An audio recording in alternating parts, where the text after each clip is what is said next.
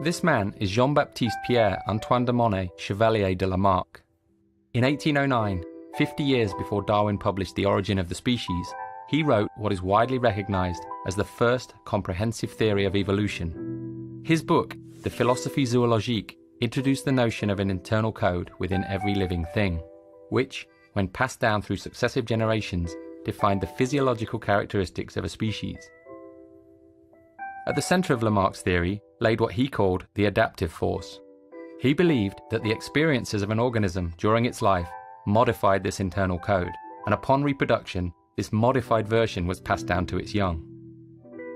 Whilst not biologically accurate, and ultimately superseded by Darwin's theory of natural selection, the epigenetic theories put forward by him are beginning to find new homes in unexpected places.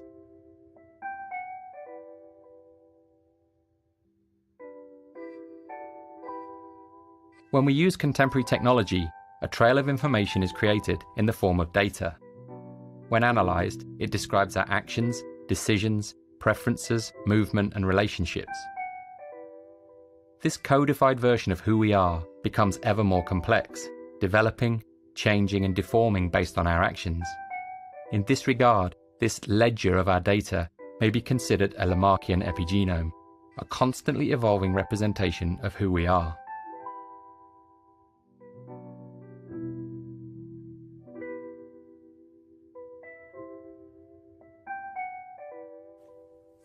This is Bill Hamilton, one of the most significant evolutionary theorists of the 20th century. His work studying the social structures of ants, bees, and wasps had a profound effect on our understanding of the role of genes in social behaviors such as altruism. He believed, and went on to prove, that the driving force behind evolution was not the individual, but the gene. He stated that the ultimate criterion which determines whether a gene will spread is not whether the behavior is to the benefit of the behavior, but whether it is to the benefit of the gene. In the mid-1970s, the British evolutionary biologist Richard Dawkins built on the work of Hamilton and others to popularise the concept of the selfish gene. In his book of the same name, he introduced the notion of a gene which, whilst devoid of any motives or will, could be metaphorically and pedagogically described as if it were. In this model, the individual organism is a transient carrier, a survival machine for the gene. User-centered design principles have dominated the world of computing for many decades, but what if we looked at things a little differently? What if the ledger could be given a volition or purpose, rather than simply acting as an historical reference? What if we focused on creating a richer ledger by introducing more sources of information? What if we thought of ourselves not as the owners of this information, but as custodians, transient carriers, or caretakers?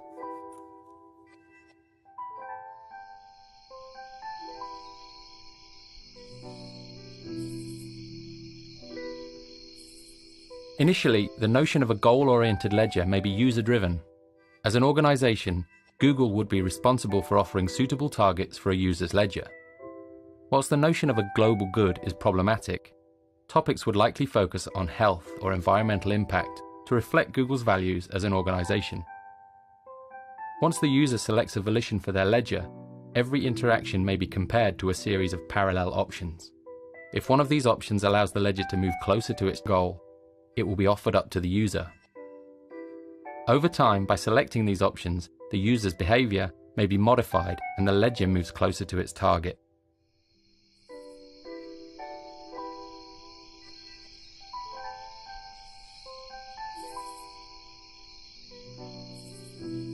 As this line of thinking accelerates and the notion of a goal-driven ledger becomes more palatable, suggestions may be converted not by the user, but by the ledger itself.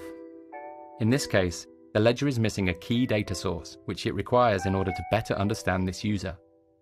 In order to plug the gap in its knowledge, the ledger begins searching for a device which delivers the required data when used.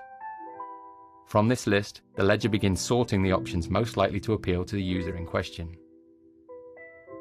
In situations where no suitable product is found, the ledger may investigate a bespoke solution.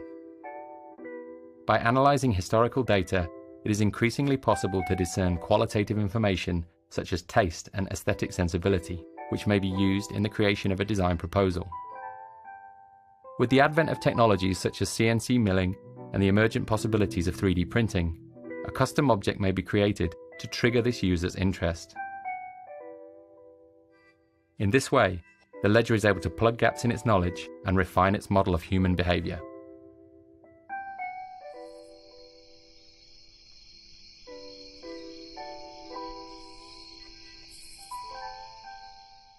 User data has the capability to survive beyond the limits of our biological selves, in much the same way as genetic code is released and propagated in nature.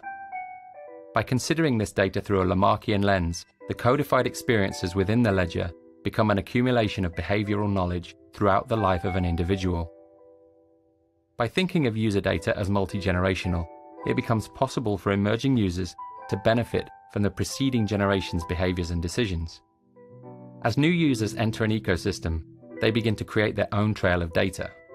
By comparing this emergent ledger with the mass of historical user data, it becomes possible to make increasingly accurate predictions about decisions and future behaviors. As cycles of collection and comparison extend, it may be possible to develop a species-level understanding of complex issues such as depression, health, and poverty. Our ability to interpret user data, combined with the exponential growth in sensor-enabled objects, will result in an increasingly detailed account of who we are as people. As these streams of information are brought together, the effect is multiplied. New patterns become apparent and new predictions become possible.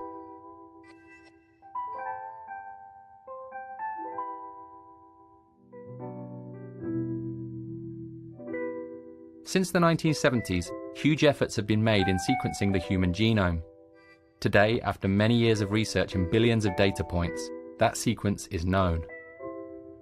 By adopting a similar perspective with user data, we may begin to better understand its role. Just as the examination of protein structures paved the way to genetic sequencing, the mass, multi-generational examination of actions and results could introduce a model of behavioral sequencing. As gene sequencing yields a comprehensive map of human biology, researchers are increasingly able to target parts of the sequence and modify them in order to achieve a desired result. As patterns begin to emerge in the behavioral sequences, they too may be targeted. The ledger could be given a focus, shifting it from a system which not only tracks our behavior, but offers direction towards a desired result. We are at the very beginning of our journey of understanding in the field of user data. By applying our knowledge of epigenetics, inheritance, and memetics to this field, we may be able to make mental leaps in our understanding, which could offer benefits to this generation, to future generations, and the species as a whole.